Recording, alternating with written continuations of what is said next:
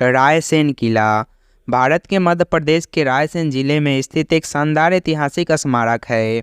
यह रायसेन शहर के सामने एक पहाड़ी पर स्थित है और राज्य के सबसे बड़े और सबसे प्रभावशाली किलों में से एक है।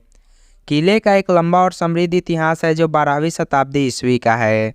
रायसेन के सबसे पहले ज्ञात शासक परमार एक राजपूत राजवंश थे।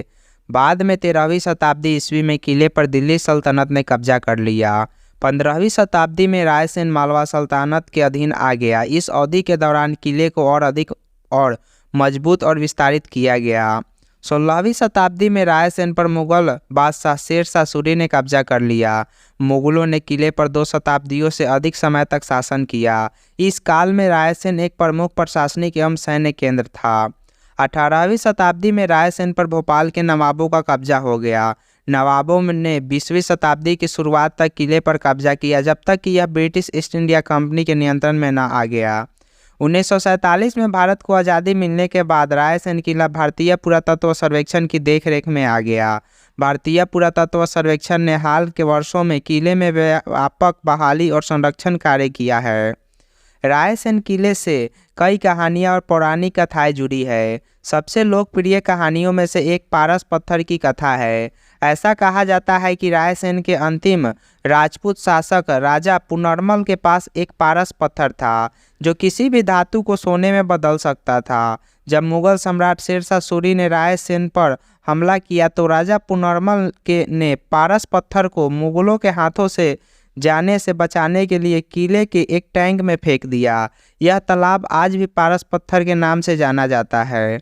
रायसेन किले से जुड़ी एक और लोकप्रिय कहानी बहादुर रानी दुर्गावती की कहानी है।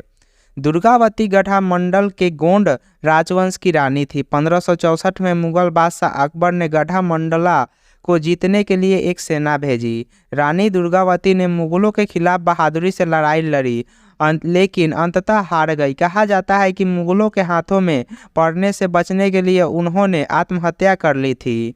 रायसेन किला एक विशाल संरचना है जो 100 एकड़ से अधिक क्षेत्र में फैली हुई है। किला 9 प्रवेश द्वार वाली एक मजबूत पत्थर की दीवार से घिरा हुआ है। किले का आंतरिक भाग 2 भागों में विभाजित है, ऊपरी और निचली किला। ऊपरी किले में शाही महलों, मंदिरों और मस्जिदों के अवशेष है। निचले किले में बैरक, अस्तबल और अन्य सैन्य संरचनाओं के अवशेष हैं। रायसेन किला मध्यकालीन भारतीय वास्तुकला का एक बेहतरीन उदाहरण है। किला बलुआ पत्थर से बना है और जटिल नक्काशी से सजाया गया है। यह अपनी आधुनिक जल संरचना संचयन प्रणाली के लिए भी जाना जाता है। रायसेन किला एक लोकप्रिय पर्यटन स्थल है। यह किला पूरे वर्ष आगंतुकों के लिए खुला रहता है। पर्यटक किले के खंडहरों को देख सकते हैं और इसके इतिहास और संस्कृति के बारे में जान सकते हैं।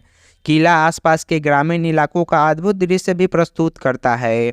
रायसेन किले को इसके सामरिक महत्व और मुगल साम्राज्य की राजधानी दिल्ली से समानता के कारण रायसेन की दिल्ली के रूप में भी जाना जाता था। किला कई मंदिरों और मस्जिदों का भी घर है, जिसमें जमा मस्जिद भी शामिल है, जो मध्य प्रदेश की सबसे बड़ी मस्जिदों में से एक है। रायसेन किला हिंदुओं और मुसलमानों दोनों के लिए समान रूप से लोकप्रिय तीर्थ स्थल है। हिंदू भगवान शिव और भगवान हनुमान को समर्पित मंदिर में पूजा करने के लिए किले में जाते हैं, जबकि मुसलमान जामा मस्जिद में पूजा करने और सूफी संत हजरत पीर फतेहुल्लाह शाह बाबा की कब्र पर श्रद्धांजलि अर्पित करने के लिए किले में जाते हैं। रायसेन किला वास्तव में एक शानदार स्मारक है और भारतीय इतिहास और संस्कृति में रुचि रखने वाले किसी भी व्यक्ति को इसे देखना चाहिए। और भी किला से जुड़ी जानकारी और उनके बारे में जानने के लिए हमारे वीडियोस देखें, चैनल को सब्सक्राइब करें और वीडियो को शेयर करें।